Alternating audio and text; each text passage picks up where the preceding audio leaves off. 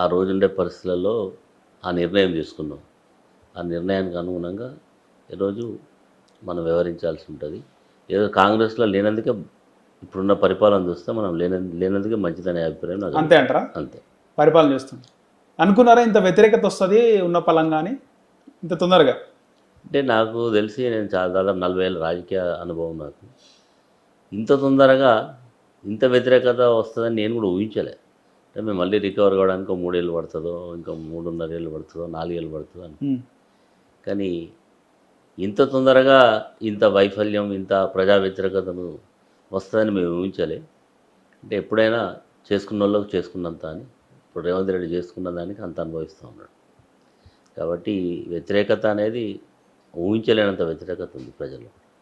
అంటే ప్రభుత్వం రాగానే అనుకున్నారా సార్, ఎక్స్పెక్ట్ చేస్తారా అసలు కాంగ్రెస్ ప్రభుత్వం వస్తుందని? వచ్చిన తర్వాత అరే మనం ఉంటే బాగుండే కాంగ్రెస్లోనే, స్టార్ట్ చేసిందంట కాంగ్రెస్లోనే రాజకీయ భవిష్యత్ అంతా కూడా. కాంగ్రెస్ అధికారంలోకి వస్తుందా అట్లా అంటే నేను రాజకీయాలలో యాక్టివ్గా రోల్ ప్లే చేసినప్పుడు చంద్రబాబు నాయుడుది యుగం అది. 2020 ఆ రోజులలో చంద్రబాబుది 2004 ముందు ఎన్టీ రామారావు, చంద్రబాబు నాయుడు నడుస్తుండే. అప్పుడు కూడా కాంగ్రెస్లో ఉంది. అప్పుడు కాంగ్రెస్ అంటే ఒక రకమైనటువంటి రూలింగ్, ఒక కాంగ్రెస్ అంటే ఇక్కడైనా జాతీయ రాజకీయాల్లో ఇప్పుడు ఆ పరిస్థితి లేదు కాంగ్రెస్లో ఆ లీడర్షిప్ కానీ, ఆ డైనమిజం కానీ, ఆ డిసిషన్స్ కానీ లేవు. అంతా కూడా ఏదో నడిపియాలి కాబట్టి నడిపిస్తున్నాడు కనబడుతుంది. లేకపోతే కాంగ్రెస్ రేవంత్ రెడ్డి చేతిలో పెట్టడం. రేవంత్ రెడ్డి పీసీసీ ప్రెసిడెంట్ అయిందంటేనే కథం అయిపోయింది కాంగ్రెస్ పార్టీలో లీడర్ లేరా? కాంగ్రెస్ పార్టీకి లీడర్షిప్ లేదా?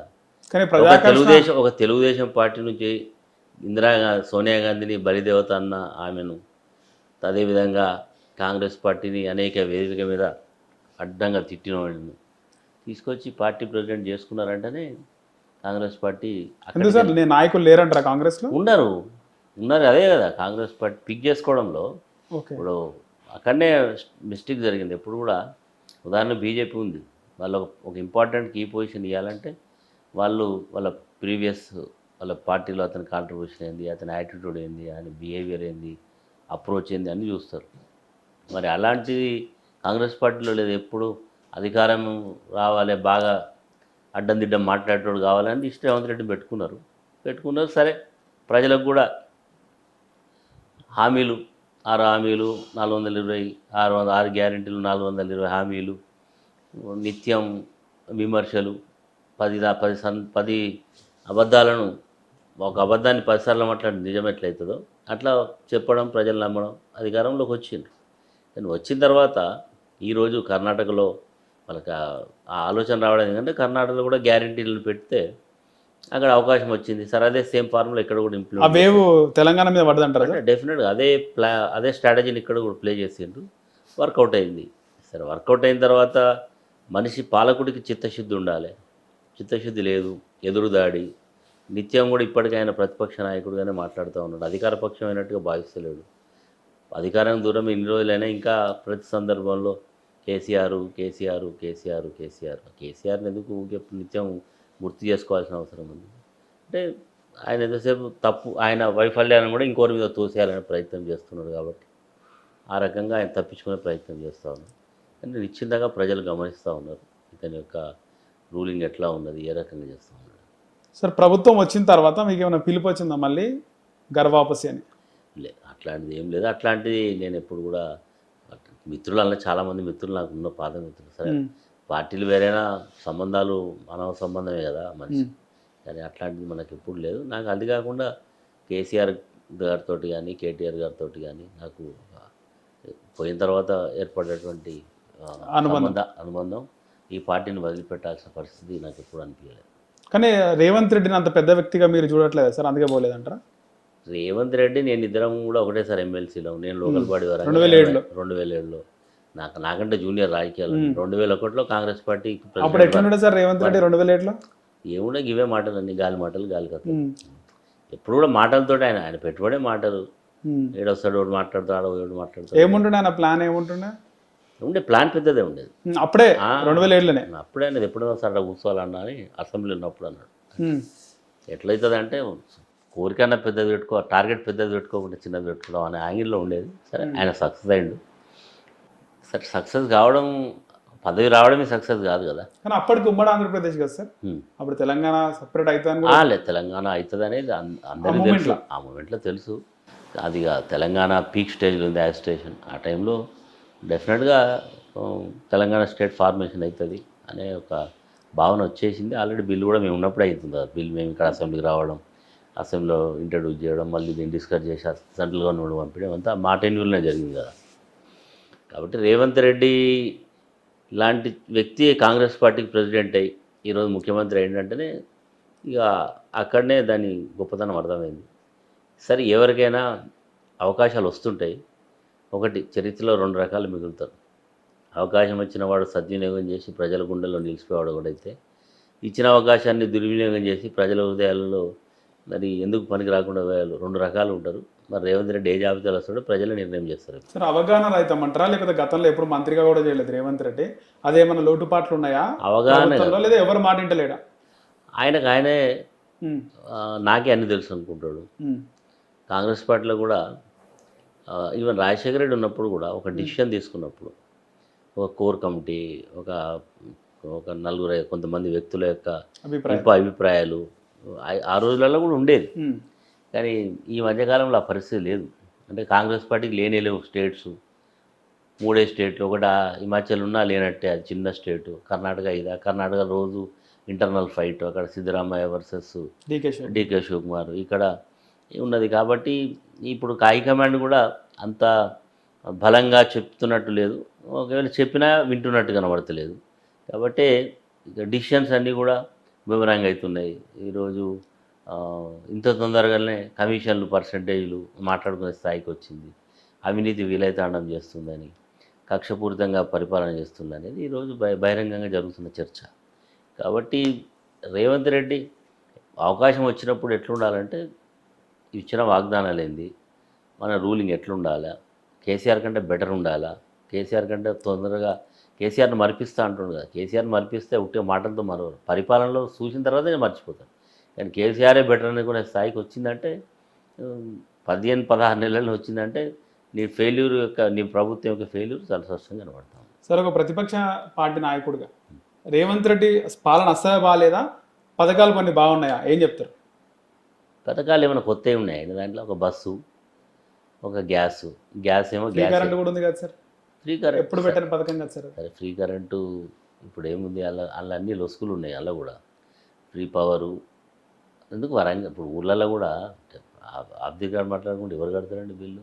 ఆల్మోస్ట్ ఆల్ అందరూ బిలో పావర్టీ లైన్లో అందరూ కూడా ఫ్రీ కరెంటే వాడుకుంటారు. గతంలో కూడా అదే అన్అఫీషియల్ ఉండి ఇప్పుడు ఆథరైజ్ చేసింది. బస్సులలో కూడా పెద్ద మహిళలే దాని రియాక్ట్, ఎందుకు ఎవడు పెట్టుకోండి బస్సు ఫ్రీ, మా సీటు దొరుకుతలేదు, మా గౌరవం లేదు, మేము ఎప్పుడో ఒకసారి ఎక్కుతాం రెగ్యులర్గా, మళ్ళీ అలా ఉద్యోగస్తులకి ఉపయోగం అవుతుంది, పేదవాడికి ఉపయోగం అవుతలేదు అనే భావన కలుగుతుంది. అల్టిమేట్గా ఆయన అధికారంలోకి రావడానికి 3-4 ఫ్యాక్టర్స్. లేడీస్కు 2500 గృహలక్ష్మిని ఇస్తా అన్నది ఒక మహిళను బాగా అట్రాక్ట్ చేస్తుంది. తర్వాత తులం బంగారం, కేసీఆర్ లక్షిస్తే అదనంగా తులం బంగారం. వృద్ధులకు ఇచ్చే పెన్షన్ 4000, భార్యకు భర్తకు ఇద్దరికి ఇస్తామన్నది. తర్వాత 10,000 రైతు బంధు 15,000. ఇవి కొంచెం బాగా పీపుల్ అట్రాక్ట్ కావడానికి కారణమైనవి. కానీ వాటిని ఈయనేమి అడ్రస్ చేయట్లేదు. కాబట్టి ఎప్పుడు కూడా పెడతా అన్నప్పుడు ఆశపడతారు, అది చేయనప్పుడు అదే స్థాయిలో వ్యతిరేకత వస్తుంది. కాబట్టి ప్రభుత్వం ఈరోజు తీరును పెద్దగా పబ్లిక్ రిసీవ్ చేసుకోవడం లేదు. సార్, ఈ ఇంటర్వ్యూలో అన్నీ మీరు అడిగిన ప్రశ్నలకు ఓపెన్గా సమాధానం చెప్తారని అనుకుంటున్నాము. ముఖ్యంగా బీఆర్ఎస్లో మీరు ఉన్నారు. బీఆర్ఎస్లో కేవలం కుటుంబ పాలన నడుస్తలేదా అంటే ఏమంటారు? డెఫినెట్గా ఇది ఒక రీజనల్ పార్టీ. ఇప్పుడు అఫీషియల్ అండ్ నేషనల్ పార్టీగా పెట్టిన రీజనల్ పార్టీస్లో మనం బెంగాల్లో ఎవరు, ఆమె పెట్టింది కదా పార్టీ, మమతా బెనర్జీ. డెఫినెట్గా ఆమెదే ఉంటుంది.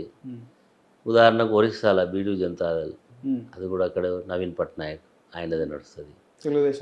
తెలుగుదేశం పార్టీ చంద్రబాబుదే నడుస్తుంది. అలా కొడుకు నడుస్తుంది, పెట్టిన వాళ్ళది నడుస్తుంది.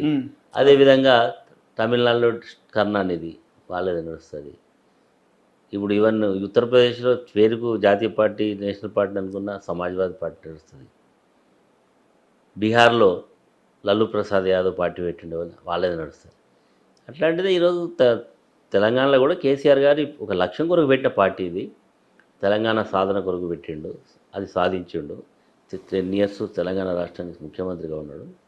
ఇప్పుడు ఈరోజు కుటుంబ పార్టీ అని ఊరికేనే అంటారు. ఎవరి దగ్గర స్టఫ్ లేకపోతే ఎవరు పబ్లిక్ యాక్సెప్ట్ చేయరు కదా. ఈరోజు కేటీఆర్ గారు ఆయన ఎమ్మెల్యేగా గెలిచిండు, మంత్రిగా పనిచేసిండు, ఈరోజు కార్యనిర్వాహక అధ్యక్షుడిగా ఉన్నాడు. ఉన్నప్పుడు ఇక ఫ్యామిలీ అందరి ఇది ఒక పొలిటికల్ ప్రాసెస్లో నడుస్తున్న పార్టీ. దానికి కుటుంబ పార్టీ అన్నా ఇది ఏ పార్టీ అని అనుకున్నా బయట వాళ్ళు ప్రతిపక్ష పార్టీలు చెప్పినా అల్టిమేట్గా రీజనల్ పార్టీస్ అంతా కూడా ఇప్పుడు కేసీఆర్ గారిదే అల్టిమేట్గా ఫైనల్ డిసిషన్ ఉంటుంది. కాబట్టి కేసీఆర్ గారిదే పెట్టిన పార్టీ కాబట్టి ఆయనదే ఉంటుంది. ఇప్పుడు ఉదాహరణ కాంగ్రెస్ పార్టీ ఉంది. కాంగ్రెస్ పార్టీ జాతీయ పార్టీ అయినా ఎవరిది నడుస్తుంది? సోనియా గాంధీ, రాహుల్ గాంధీ, ప్రియాంక గాంధీ, మర్యాద గాంధీ, వీళ్ళే కదా.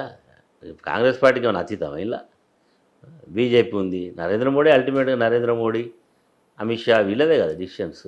కాబట్టి ఇవన్నీ విమర్శలు చేయడానికి ఉంటాయి తప్ప ఇవి దీంట్లో ఏం లేదు. ఇది ఒక డెమోక్రటిక్ ప్రాసెస్లో నడుస్తున్న ఒక పొలిటికల్ పార్టీ. మొత్తానికి కుటుంబ పార్టీల హవా బాగుందంటారు భారతదేశంలో. పార్టీ కుటుంబ పార్టీ అంటలేదు, పొలిటికల్ సిస్టంలో ఒక పార్టీ నడుస్తుంది అని చెప్పాను. కాంగ్రెస్ పార్టీ అతీతం కాదు అంటున్నా, బీజేపీ కూడా అతీతం కాదు. ఏ పొలిటికల్ పార్టీ ఒక పార్టీ ఎవరైతే పెట్టిలో వాళ్ళదే సేవ్ ఉంటుంది. ఇదంతా కూడా వాళ్ళే లీడ్ చేస్తున్నప్పుడు వాళ్ళదే నాయకత్వం ఉన్నది నడుస్తుంది తప్ప కుటుంబ పార్టీ ఇప్పుడు మరి వాళ్ళని ఎందుకు అన్నారంటున్నా. కాంగ్రెస్ పార్టీ ఎందుకు కుటుంబ పార్టీ కాదు? కాంగ్రెస్ పార్టీలో కూడా అంటారు కదా సార్, అనేవాళ్ళు అంటున్నారు. అంటే ముగ్గురు ఉన్నారు కదా, సోనియా గాంధీ, రాహుల్ గాంధీ, ప్రియాంక గాంధీ. అంతకుముందు ఇందిరాగాంధీ, రాజీవ్ గాంధీ. అంతకుముందు హిట్ టీవీ యాప్, ఇందులో short news, live news, entertainment shows, movies, digital magazines తో పాటు మీ జిల్లా వార్తలను కూడా ఫ్రీగా చూడొచ్చు. అంతేకాదు కేజీ నుంచి పీజీ వరకు విద్యార్థులకు స్కాలర్షిప్ కూడా అందిస్తున్నాం.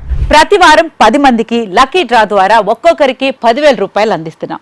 ఇంకెందుకు ఆలస్యం, వెంటనే హిట్ టీవీ యాప్ ని డౌన్లోడ్ చేసుకుని ఫ్రీగా ఎంటర్టైన్మెంట్ పొందండి. Hit TV app. Hit TV app. Please download hit TV app. Hit TV app ని ఫ్రీగా డౌన్లోడ్ చేసుకొని ఎంజాయ్ చేయండి. మీకు నచ్చిన ఎంటర్టైన్మెంట్ కోసం హిట్ టీవీ యాప్ ని ఫ్రీగా డౌన్లోడ్ చేసుకొని ఎంజాయ్ చేయండి. హిట్ టీవీ యాప్ ని డౌన్లోడ్ చేసుకుని ఆస్వాదించండి, ఆశీర్వదించండి. ఇంతమంది సెలబ్రిటీలు హిట్ టీవీ యాప్ ని డౌన్లోడ్ చేసుకోండి అని చెప్తున్నారంటే ఎంత మంచి యాప్ ఆలోచించండి. అమెరికా అమెరికా అమెరికా అమెరికాలో చదవాలనుకునే వాళ్ళకి విశ్వసనీయమైన పేరు మన శౌర్య కన్సల్టెన్సీ. UK లో 1 year masters. UK లో 1 year masters. 2 years work permit up to 5 years visa. Contact Saurya Consultancy. Contact 89851 89851.